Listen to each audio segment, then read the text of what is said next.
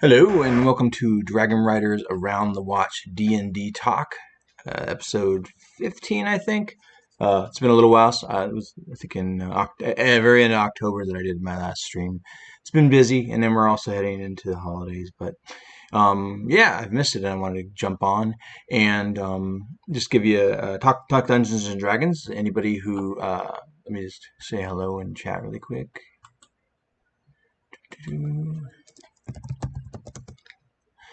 Yeah, talk to anybody who's in chat. That's the main thing. This is around the watch. It's talking Dungeons and Dragons with anybody that comes into chat. So, and this is I've only been doing this for a little bit. Don't have a following or anything like that, but I have had a few people come in, and we've had really good conversations. Excuse me. 1 second. In the meanwhile, I usually do a D&D topic or more, one or more, just to be talking about. So that because I'm also going to be uploading this onto my YouTube for anybody that wants to watch it later and respond later. Not everybody is around. What is it? Tuesday in the middle of the day on Tuesday in United States anyway. Yeah. So this time, because it's been a little while since I've been on here. Hold on 1 second. Just want to make sure there's nobody in chat. Okay, hold on 1 second.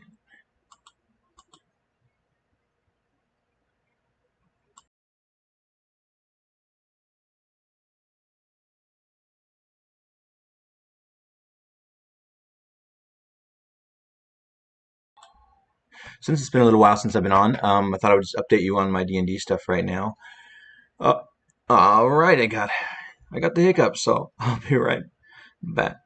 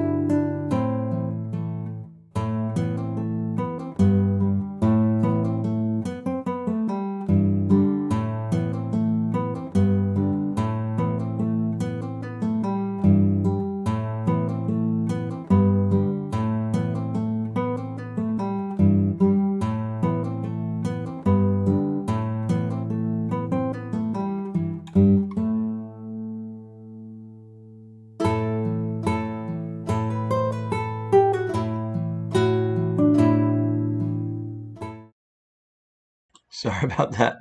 I got some water now, so that should help from all that coughing and giving myself the hiccups. So that was embarrassing.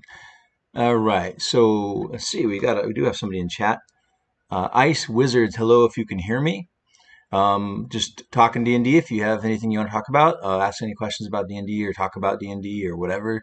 I am here. That's the main reason I'm here for Around the Watch. So, and if you can't hear me, I'll just say hello in chat.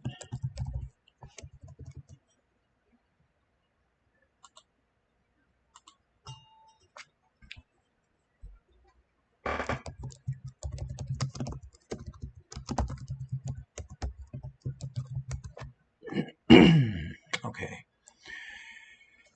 Anyway, so my topic right now, until I'm talking to somebody in chat, is actually I'm just going to update you on my campaigns and the module I'm working on. Yeah, so I had a campaign one that started just after early 2018. You guys, any of you guys that have watched any of these know that. It's a one-person campaign I ran for my girlfriend, and she's like level 26 now. And we are. I'm hoping that the two of us will be doing a live D&D thing, which we've never done. But I'm hoping that we can do a live D&D on here on this Twitch channel, Doragon, Dragon Rider, in the new year. She works a lot. She's been very busy, but I'm hoping that, like I say, that we will be able to start one. It's not going to be a group. It's probably going to be me running her and a one-person thing. Love groups, and maybe we'll do a group someday on this Twitch. But to start out, we're just going to dip our toes in that and just do a one-person thing, which is maybe some people will enjoy that because I know there's a lot of groups out there. So yeah, so hopefully, really hoping we get that going in the new year because I'm very excited. I've been building a land called Thunsora, and to have her for the campaign to be ran in. I have a material realm, but I've been using. She's been her in the other campaign. She's been around a lot with that, so I wanted to do something new. I also sampled or tried that land, I should say, a little bit with my brother 2 or 3 months back. We played a few times and just to kind of test it out a little bit. The those Something kind of cool about that land is that I've been using a couple of books. I've been using. I recently got, not that recently, a few months ago, whatever. Tomb of Beasts, the original one from Kobold Press.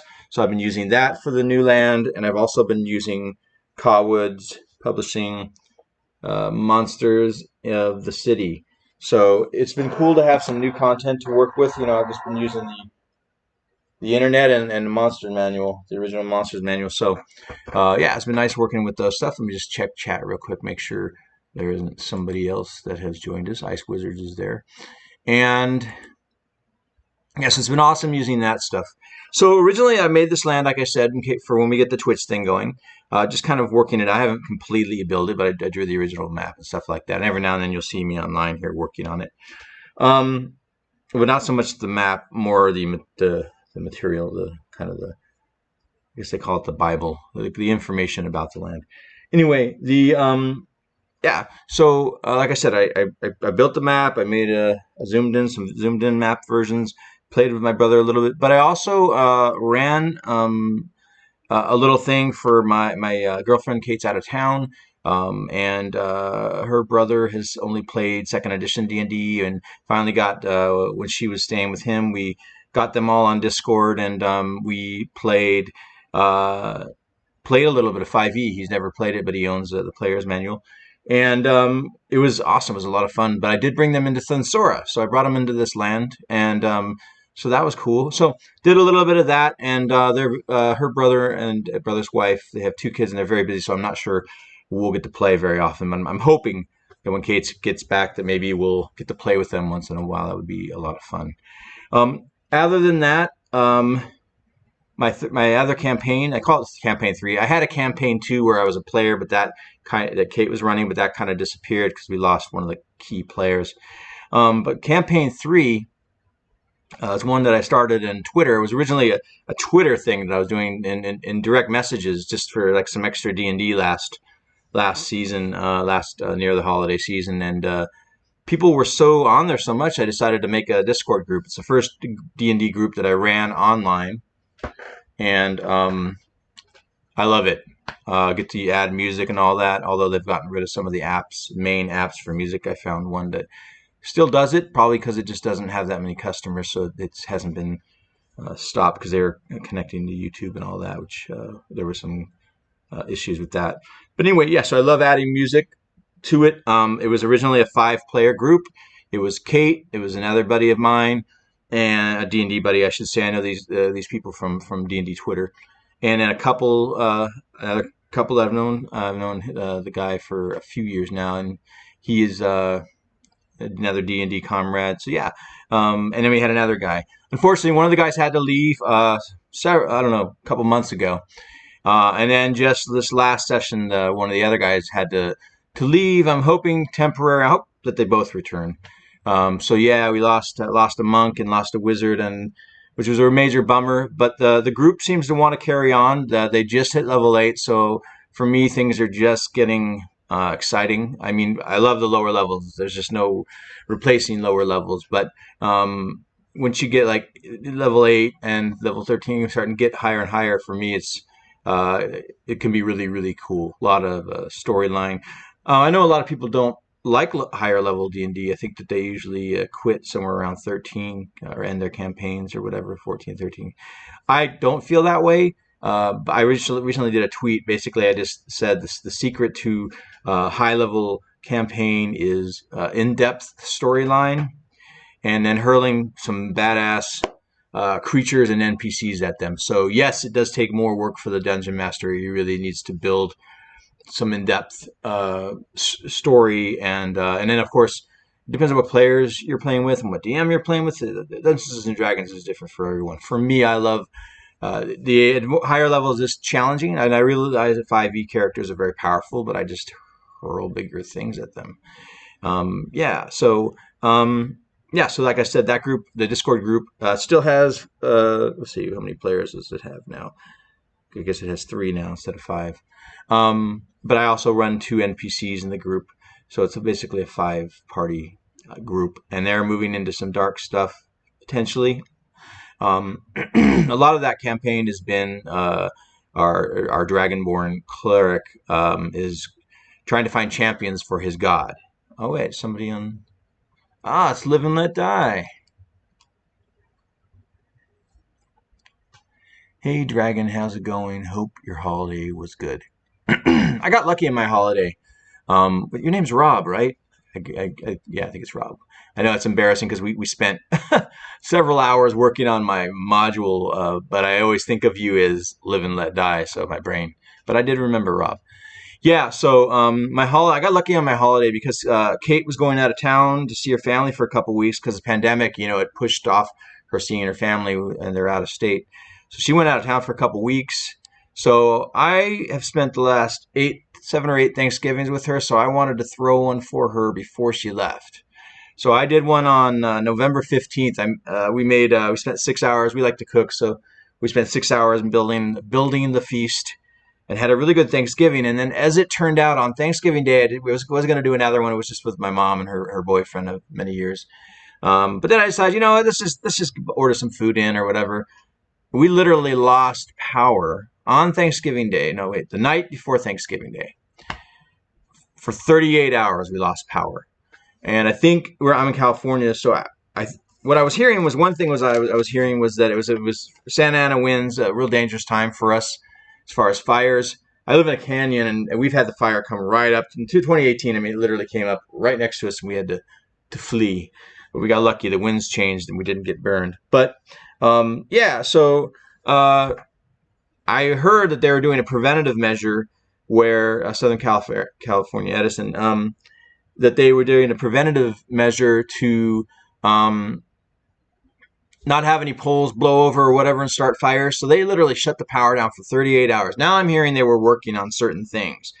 I think we got a notification, but I feel like it came late. I don't know what happened, but the bottom line is, if we had been doing the Thanksgiving feast that day, we would have been SOL, because it was just, and it's not that cold here, but still it was like in the 40s at night, so it got a bit chilly at night. We didn't have heat. I think there's a lot of people that are probably very upset in California, like they feel like they lost their Thanksgiving. So it's the problem is, I mean, I don't want to get all into this, but I know that the electric companies have been sued because of some of the fires and all that, and I don't know how I feel about that because I don't know. I don't know if I would sue them, even though it may have been faulty, whatever, or I don't even know, or sometimes it wasn't, but don't want to get into all that, except I will say that I heard that that's why they shut us down for 38 hours. So let me read your thing. Let's see. Yep, your name is Rob. Yeah, I thought so. Sorry about that. You say, oh no, dang, that's good that you got a good Thanksgiving run with Kate, at least. Yeah, Kate and I did our Thanksgiving on November 15th, and we did it with my mom and her boyfriend, and it was intimate. Don't usually have a bunch of relatives over for Thanksgiving, and it was great, and we got really lucky. It was also lucky she was out of town because, she gets colder than I think. I'm not generalizing here. Such a political correct world, but often girls get colder than guys. I think guys' body temperatures run higher, but it would not have been a great time for her to be here those 38 hours. It was a little bit chilly here. But anyway, yeah, so, and she got actually 3 Thanksgivings this year. She got one with her brother and one with her dad and aunt and all that. But how about you? How was your holiday? And I will keep talking while I wait for him to answer. Let's see. Let's see if he's still around. I think he probably is. What was I saying? So yeah, let's see. I was talking about my Discord D&D. Yeah, that's we're moving into, for me as a dungeon master, a really fun time because we're I like higher levels. I mean, lower level stuff, it's hard to not have that as a favorite because you're just starting out and you might die. And although 5e characters are more powerful, so they generally make it, but through the lower levels. But let's see, very good. Lots of driving, but lots of well cooked food and pies. Yeah, that is awesome. Kate and I, we do some baking around the holidays, or randomly just make cookies or whatever. Usually, we just try recipes that we look up. And but we started making pies one year. We've made 2 or 3 of them. She's kind of the master. I'm kind of like, I kind of do all the support stuff when she does these pies, and they're just, I think it was a blackberry or blueberry pie. Insane. Pies are my favorite. I'm not a big cake person. I'm not a big sugar person, actually. So pies to me are closer to food than cake. But anyway, yeah. So I'm hoping we'll maybe make a pie for Christmas. Yeah. Um, yeah. So I should say, Rob. I know I worked with Rob at Live and Let Die. I say Live and Let's Die. You guys should check out his channel. He runs some D&D streams over there. Let's see. Yeah, what's new? If you already covered it in the stream, no worries. Any new games or anything? Yeah. As far as my module that I'm working on, it's been a little slow. I have been trying to restructure it. I tried to put it in. Yeah. Um, I tried to put starting to section it off by areas like we were talking about, and I really want. Kate has done editing for me in the past. I didn't need. I told you this already. I didn't have any editing done on my first module. I did it all myself. But because this one's more elaborate, I like the way she puts words and stuff like that. So it's not about periods and commas. It's about I like some of the writing style that she does. She's just a very busy person, so I'm still kind of trying to hang out and hope that she can rewrite some of this or help me work on the way that it's written. If not, I'll have to let it go and I'll have to find someone that can help me with that because I'm just not. I don't feel like it's completely communicated well just the way I write. I write so conceptually. I feel like there's better writing as far as getting the message across and all that, especially on something like this, which is a bigger project. But HiCon, a buddy of mine that's in my D&D group, he on top of coming up with names of characters and creatures with me sometimes for my modules, he's just really good at coming up with names. He drew. He's an artist. He's not out there selling this stuff, I don't think, but he does. He really likes to take his time on his drawings. He's not one of these people that just does commissions. But he did this really incredible dragon. It was 2 dragons actually for my original module. It's just an amazing drawing. And coolly, I'm going to be having a hybrid dragon in this new thing. So I asked if he would draw that dragon. He also named it, and it's a Malachite dragon. And so he got me the drawing on that. So very excited about that. He also did a drawing for me. There's these special stones in this world of HiCon. He did a little drawing of that for me, which I really like. So getting some more stuff there, restructuring it a bit, and then mainly just want to try to work with Kate, or I guess maybe find someone else to help me work on that. But yeah, let me read your thing. Yeah, your world building for this new work is really extensive. I really think you're underselling it as a module. This is truly a full setting that people can play and live in with their characters. I mean, you're right. It is a setting. You're right. I think my brain is just. I think module. I just kind of thought of that as a book that has D&D content in it. But I think really modules are really for something that's like an adventure. One shot or a few shots, with Frost Realm. That's I don't know. It's probably 3 or 4 sessions or something like that. But you're right. I mean, I guess the reason that I don't push the setting thing, I do say it's an adventures module or campaign setting and adventures plural module because this has like 9 different adventures you can do within it that you can use or not use. I think the reason that I'm underselling the setting thing, although I am calling it a campaign setting, is because it's one land It's not like a whole material realm, but I guess maybe a lot of the settings are one land. Um, yeah, but it's one land and it has all this stuff going on. Um, but it's not the same as one of the. I guess I'm used to these bigger books, that like Wizard of the Coast puts out that just has tons of information about the campaign setting, and I'm gonna have information about it. But I don't know that it's going to be as dense as some of these other ones. But maybe you're right. Maybe I'm downselling it too much. Not I haven't used modules, so I don't familiar with them. But I've never really used them, so I'm not like super familiar with them. Like I think you're much more familiar with them. As to like you said, you read through it with me, so maybe you're seeing and calling it what it really is even better than me, which is more of a campaign setting. It really is a campaign setting. I just don't want people to be disappointed if there isn't enough content there that they would consider a campaign setting. But I am definitely putting the framework and many particulars uh, as far as the campaign setting. So yeah, I appreciate that. Other than that, Rob, I was saying that I'm hoping that Kate and I do a live Twitch game in the new year.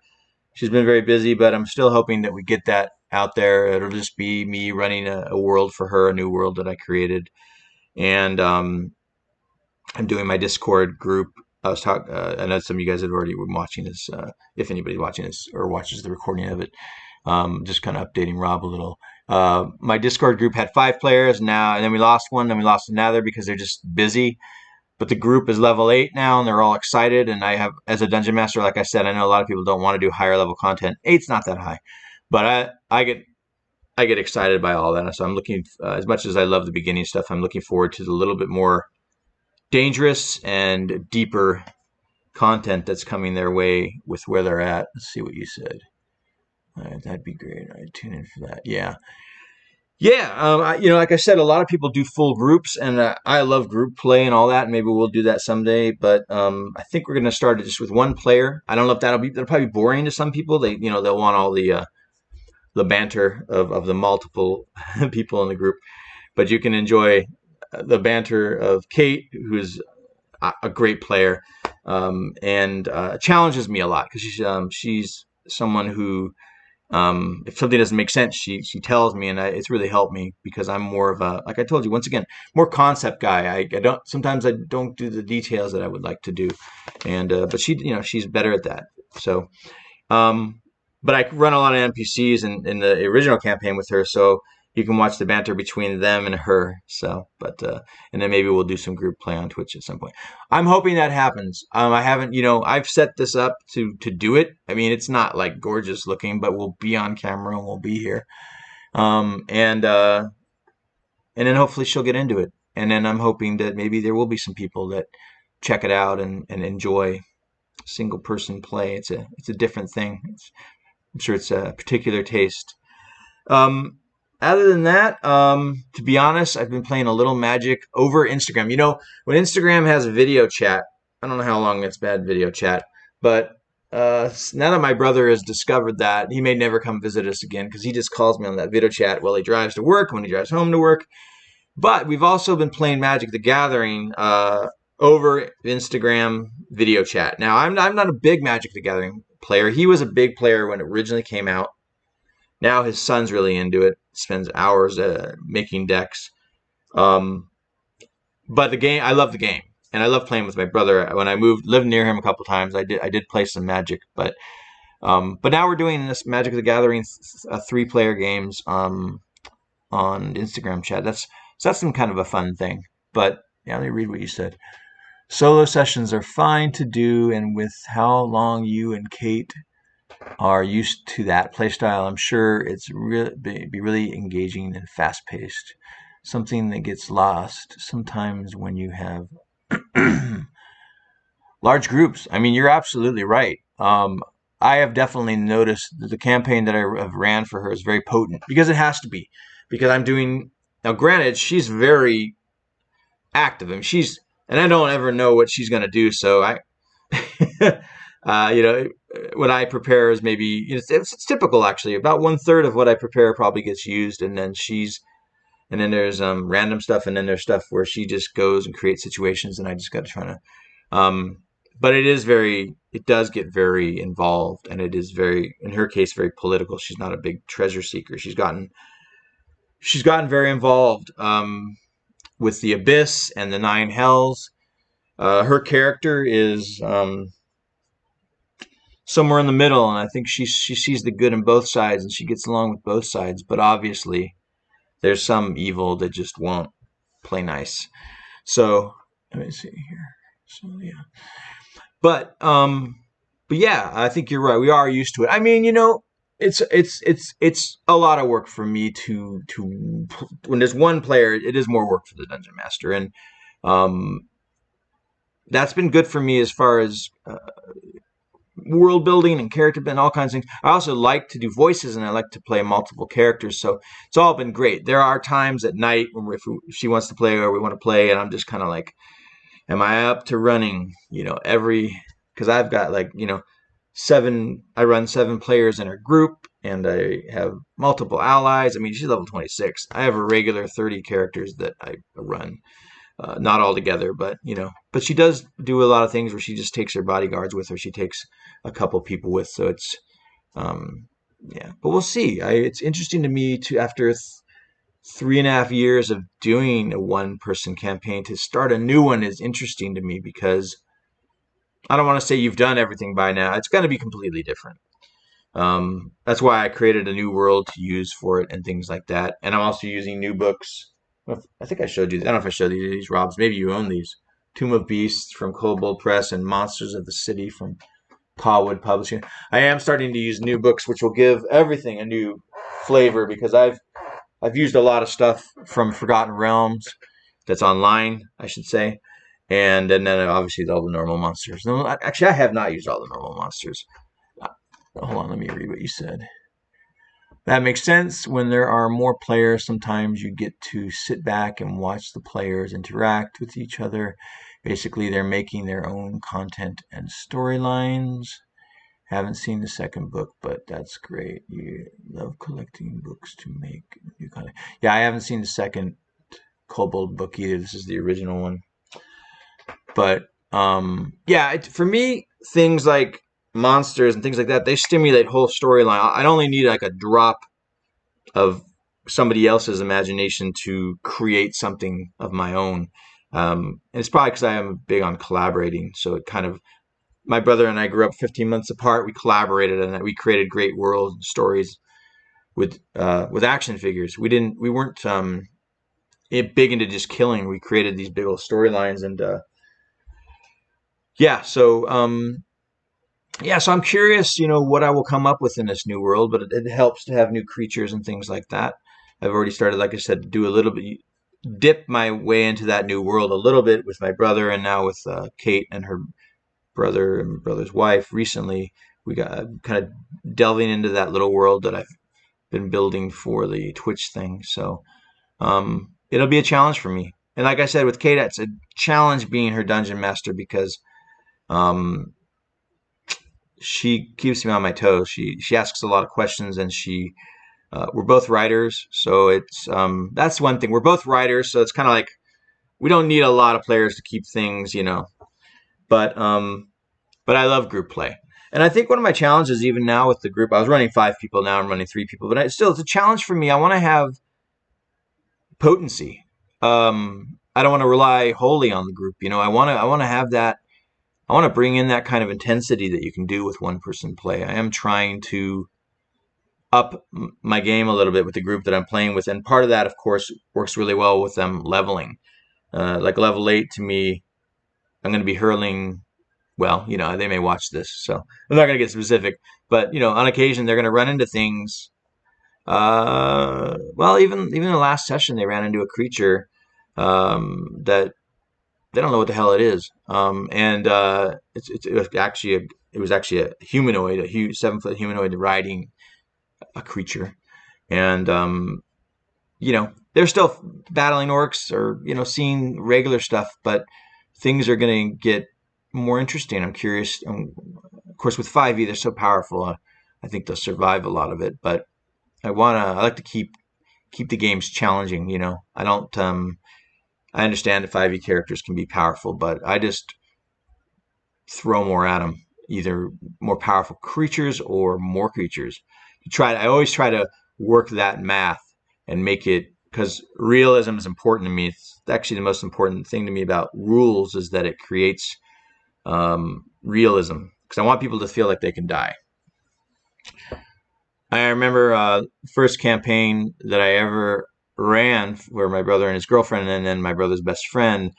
I think they each had a couple I think they each ran a couple characters, and he had a 18 strength warrior, and he had a wizard, and he this wizard went right against the dragon by himself and was burned to an ash, and he was just shocked.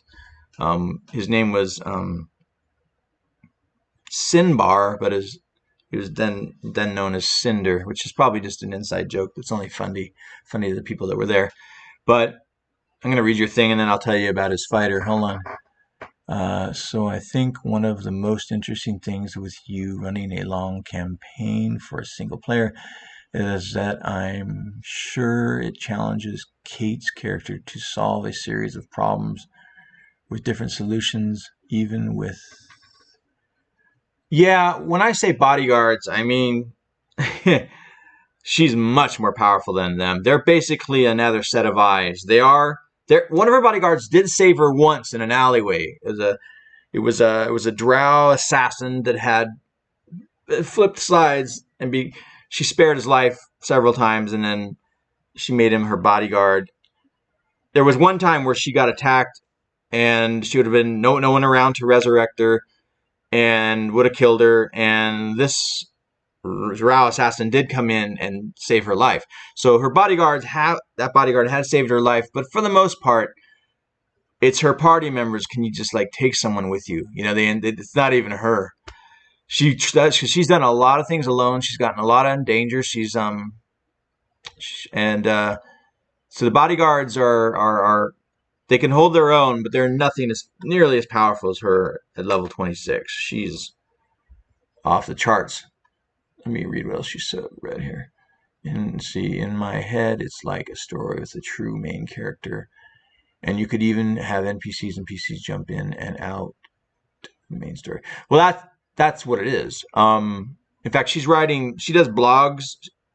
She started doing a blog about our campaign, telling the beginnings, how it all began. And she is the central character. And she is, like you said, in the campaign, a central character. But she's also doing a book about this character. And then there's just all these NPCs that I created, group members, allies, enemies, whatever. But you're right. She's like a main character in a book. It's exactly like a fantasy novel when it's about a particular person. That's what the campaign's like. That's what the blog she's doing is like. And then all the other characters are as rich as I make them. Some of them are deeper and richer than others, and some of them are simpler. But yeah. Let's see. What was I going to say? What else was I going to say? Yeah. So may have lost one of my tracks there. Let's see. Yeah. So Hycon is where it's at, and I mean, I can never really play enough. I really would like to play 2 or 3 sessions a week. That's me. I also have more time than a lot of people that are doing like the 40-hour work weeks. I don't have a bunch of money, but I don't do the 40-hour work weeks anymore. I did that for a long time until I burned out on it. And not ever, anyway, bottom line is I have more time. I do lean in. I do work on my writing and things like that. I am trying to I haven't figured out a way to make money with my creativity yet, but I haven't given it the whole heave-ho either. And hopefully that'll come at some point, but I'm not. D&D is I just love D&D. That's why I play it. And if I happen to make some money at it, great. But yeah, I mean, and even being online, I'm not a person that likes attention, but it's fun for me to be on here and talk D&D. So I'm shy, but I'm also not shy. I'm kind of a mix. Let's see.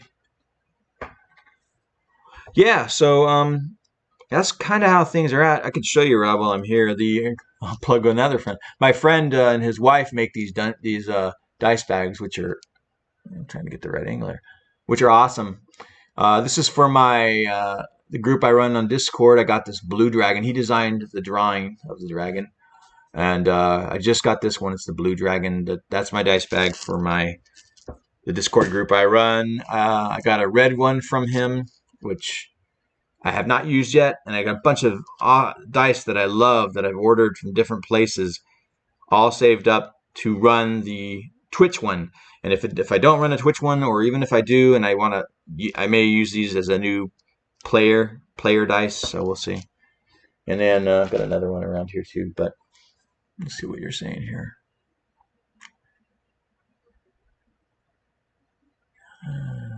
Yeah, I love. I'm not just plugging them. I mean, they try. I mean, they have regular jobs.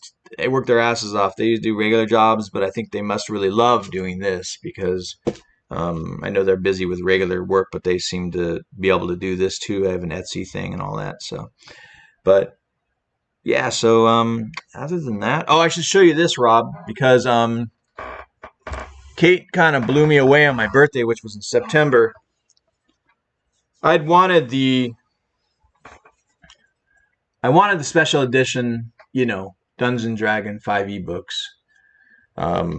They're gorgeous, and they were expensive in the beginning, and I just never could quite pull it off. And then they got more and more and more expensive, and I just said, well, unless I come into a lot of money, I'm not going to see those because they were selling for a lot. Well, she surprised me on my birthday and got me the set. It's the coolest birthday I've ever been given, not only because I love D&D, but I mean this is something I thought I would never own. So I'm, not to make a big deal of it. I know lots of people own them out there, but I don't. Like I said, doing what I do, I don't make a lot of money, so I can't just go out and spend tons of money on something like that. Not that I mind, because I really and it's cool because, and I'm not just. Let's see what you said. Yeah, I love that set. Don't have it myself. Yeah, it was the thing about me is that I'm not just saving them on a shelf. I'm like using them. I gave her my set. I gave her my original set. Kate, I gave the player monster manual and the Dungeon Master's Guide. I gave her my original, which are all in good shape because I kind of keep things in good shape. I just kind of always been like that. It's like my action figures look practically brand new when I was a kid. My brothers are just, everybody plays differently. But yeah, so I gave her my original set, and it felt, it's cool because she started dungeon mastering like 2 years ago, and it was kind of like passing on the books to the next DM kind of thing, which is she was very excited about. And then for me, I just love these books. To me, are so beautiful, the art, and the books are exactly the same inside. But the art outside, and it feels as long as I've dungeon mastered, because I dungeon mastered in the 80s, I dungeon mastered in the 90s, and then went all the way up to the 2017 after that, and then I've been DMing again and playing. As long as I've been playing, this feels like kind of symbolic of how long I've been going at it and how much I love it. So I am super stoked about that. You know what I really want to get her? I want to give her my Xanathar, because Xanathar's Book of Everything or whatever it's called. That's like my fourth book. That's an awesome book. I mean, that has names in it. It has wandering monster tables in it. It has, of course, expansion stuff in there as far as classes and subclasses and all that. Yeah, Xanathar's Book of Everything. I don't know if you have that, but that's a great book. I want to give that to her. They have a new set. Wizards of the Coast is releasing a new set of books that has 3 of their expansion books together, like Tasha's and Xanathar and I forget the third. I'm interested in that. Right now it's too expensive. I think it's like $150 for 3 books, but and it's cool because it comes. The thing about it too is I knew it came with a screen. Now if I play in person and if I use a screen, which I love Dungeon Master screens, but I play one, when you just play with one person, we kind of just play sometimes.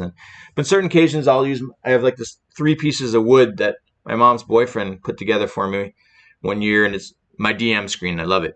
But I will say the DM screen, I expected something a little more flimsy than what they sent with this with these books. So that new expansion set they got, it's probably got a new screen, and it's probably really nice. It's like a board game board. It's not flimsy at all. Um, I would love to use it. It even it looks badass. But it has 4 panels. But it also has all the stuff on the inside, like Wizards of the Coast does. Let's see here. It has a bunch of, I guess, commonly used things. It has, actions in combat, hide, ready, tells what it is, all that. It has a lot of stuff. I would love to use this, but I just love that uh, the wooden screen I have. I'm kind of old. I'm very old school. I like pen and pencil or paper and pencil. I like wooden Dungeon Master screens. I'm kind of, like I said, old school. But this thing even feels nice. I don't even know. So if you do get the Wizard of the Coast expansion books, they'll probably come with a unique screen, I'm guessing. Why else would they sell it for so much money? No, but I think it also, the case it comes in, and I don't know that the books look any different. Actually, maybe they look a little different. I don't know. But I do want to get that trilogy, and then I want to give her my Xanathars at some point. And yeah, so this is a bit of a long thing, but this is exactly what Around the Watch is about, Rob. So you're one of my people that pop in here and create an actual episode of it, because otherwise I'm just talking about D&D stuff, which is fine. Well, I mean, that's what it's about, talking about D&D stuff, but with people in chat is the hope. So it's always awesome when you come in here, and yeah, and then so keep it. I guess you seem to see when I come on, so you'll be updated on the HighCon thing with that, and very excited about the HighCon thing. I will say I think it's going to be beautiful. I was blown away by my Frost Realm one. I mean, I put a lot of work into it, but still, I really love how it came out, especially printed. But HighCon's probably going to be really awesome. It's going to probably be very independent. It's not going to be the same as Wizards of the Coast. It's not going to be as dense, but I think it's going to be beautiful. And I have a lot of work to do on it. I actually also added maps, created some maps for it. There's a software out there online that you can create maps. This is like for the global map. And I'm allowed to use it as long as I give them credit. So it's pretty awesome. But I got a bunch of castles that I need to get digitally drawn, and I also need to finish the castles. I have so much work, but I'm really kind of, as soon as the editing starts to happen, the rewriting and stuff like that I want, I will work more and more on all that kind of stuff and get it all tied up together. And I really would have loved to have had it this November, because that's 2 years since I did Frost Realm. I would have loved to have had this new book out this November, but I just didn't have it written the way I wanted it. And so it's okay. It'll come out when it comes out. So yeah, I think I'm going to end it. Rob, it's awesome talking to you, seeing you again, and just keep coming by.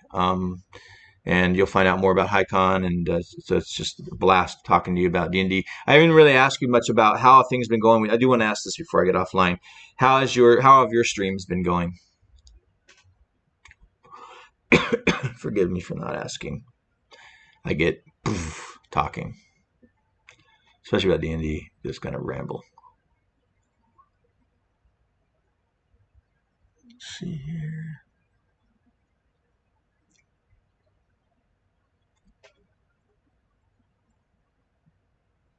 Well, I'm waiting for a response. I think I may have told you guys. Yeah, Rob helped me in my second, thirdish draft of the HighCon campaign setting I'm working on. He's a real knows a lot about world building, so it was good. Okay, they're good, but we had to put 2 games on hiatus because of the holidays. Yeah, but let's see here. We started up 2 new games, so yay. Oh, okay, so you put 2 on hiatus and you started 2 new ones. We still are running 5 games concurrently. I mean, that's awesome. And you dungeon master most of them or all of them? I feel like that you also are a player on one of them, maybe.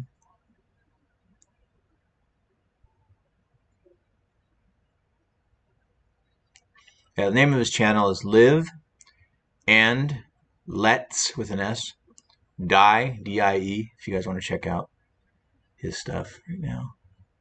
Well, you only run one of the games. You're getting to be a player. Yeah.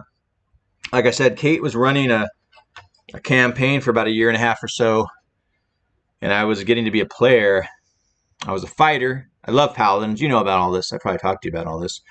But my fighter got killed, but he got reincarnated, and so I then had him pursue being a paladin because of the experience he went through. He also changed he became an Azamar. He was what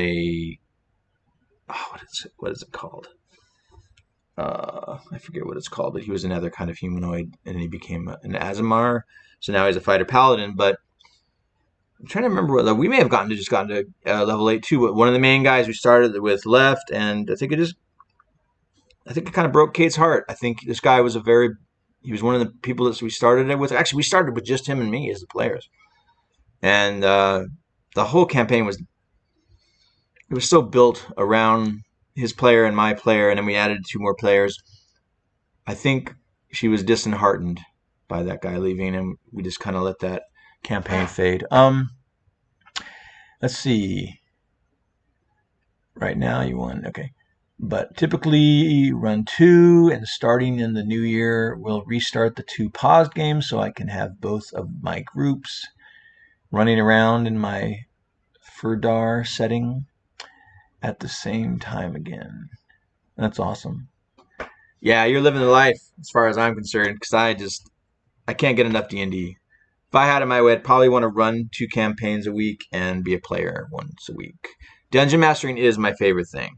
It always will be. I fell into it because it was the only play I was going to get to play D&D, and when I was a teenager, I didn't really know anybody that was playing it, and I wanted it, so I had to start it. And then ever since then, I fell in love with creating characters and creating worlds and telling stories and doing voices, and dungeon mastering definitely was my thing. But I do find playing in a game, oh my gosh, I'm able to just get into the one character, and I was getting really immersed in Kate's world with that character, and I was starting to experience things I had never experienced, because the highest I'd ever played was in her group, I think, which was level 8. I just have never gotten to fully immerse in a character before, because any groups that I'd played in didn't work out. They only went to like level 5 and stuff like that. Yeah, you're the same. You're a world builder like me. It's a blast. All right, Rob, awesome hanging out with you. I hope to see you again. And yeah, it's been like 3 or 4 weeks since I've been on here, but I just kind of wanted to get on here and reconnect. I also want to keep this Twitch thing going in hopes that I will be running a game on here. But even if I am, I want to do a thing where I just talk about Dungeons and Dragons, because I am crazy about D&D, and that's been a cool way to meet people like yourself. So, yeah, it's really cool. All right, man. Thanks for coming by, and I'll talk to you soon. It says, great catching you online. We'll stay in touch, and we'll always be looking out for your next broadcast. Thanks, man. Peace.